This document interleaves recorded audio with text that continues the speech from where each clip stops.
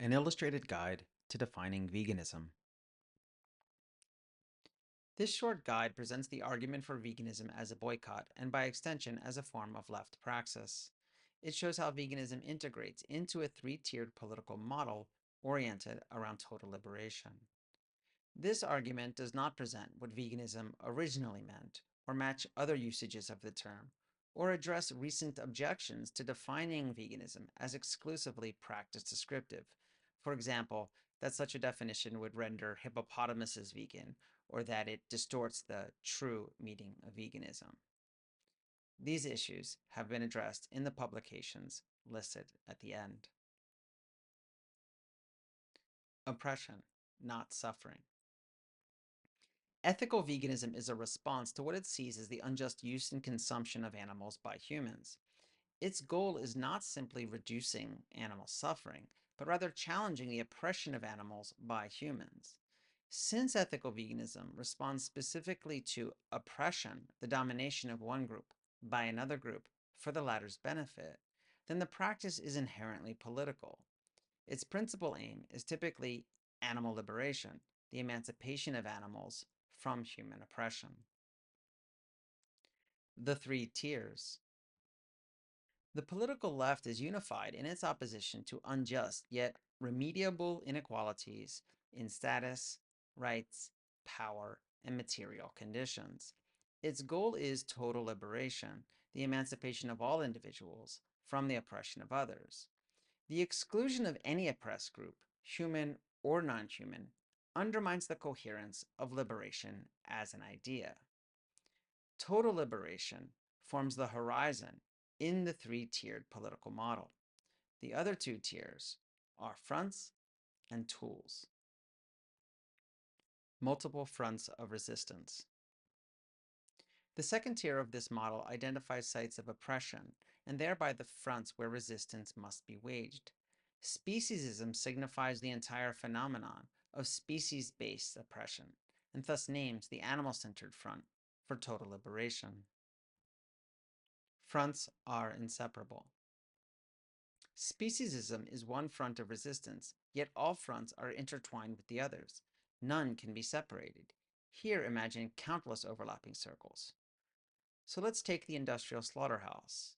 Not only is it a site of animal oppression, but also of racialized, ableist, sex-engendered, and class-based domination. To fight the industrial slaughterhouse as a whole is to fight for total liberation. To condemn it on only one or two of these fronts is to settle for partial liberation, a stance that still permits the oppression of some groups by others. Many political tools. The struggle for liberation draws on a wide range of tools, which form the third tier of the model. Tools themselves carry no built-in political affiliation. They can be used by anyone across the political spectrum. Political education, legal reform, boycotts, property damage, physical rescue, to name a few, these tactics are available to anyone. What differs are the horizons that political actors pursue, the fronts on which they fight, and the risks and consequences for those who use these tools. Veganism as leftist boycott. One key tool against speciesism is the boycott, specifically refusing market participation that promotes the use and consumption of animals and their products. The most immediate targets are industries built on commodifying animals' bodies, such as meat, leather, milk, and egg industries. Here, veganism functions as a few different kinds of boycotts. A complete boycott, since it includes all animal products. A secondary boycott, since it targets sites of retail sale, and a terminal boycott, since its goal is the abolition of animal industries rather than their reform. Any political conception of veganism must concentrate on market-relevant practices, for only there does the oppression-liberation dynamic apply.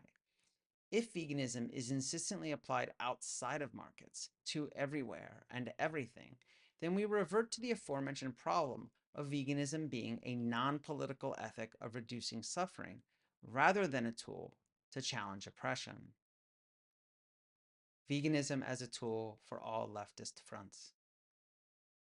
Like all boycotts, Veganism can be taken up by leftists primarily engaged in fronts other than speciesism. A political actor might practice veganism to stop funding industries that severely traumatize human workers, or exploit non citizens, or pollute the waterways and airways of already marginalized communities. These motivations do not make their veganism any less genuine. Veganism is only one anti speciesist tool. Anti-speciesists, in turn, have many tools at their disposal. Even with respect to boycotts, veganism is only one such application.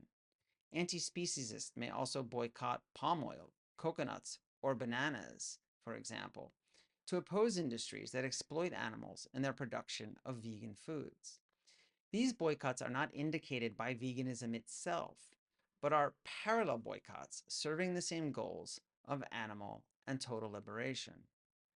Some even argue that other tools, such as direct action tactics like property damage and rescue, are even more effective in combating speciesism than veganism. This guide does not make any claims as to the relative priority or efficacy of tactics, but it also does not deny that veganism may in fact occupy a priority position among anti-speciesist tools. Yet for the moment, the goal is to situate veganism as one political tactic among many. Imagine a conversation. Oh, so you're vegan? Yes. Why? Because I oppose speciesism, the entire system through which humans oppress animals. So you don't care about humans oppressing other humans? Of course I do. The same institutions that oppress animals also oppress humans. Beyond that, I oppose every system of human-centered oppression, whether or not animals are directly involved. So you care about humans and animals equally. There is no need for us to rank humans and animals. The goal, the horizon, is total liberation, the emancipation of all individuals from the oppression of others. This clear and simple exchange works due to its incorporation of the three-tiered political model, wherein veganism is a tool, speciesism is a front of resistance, and total liberation is the horizon.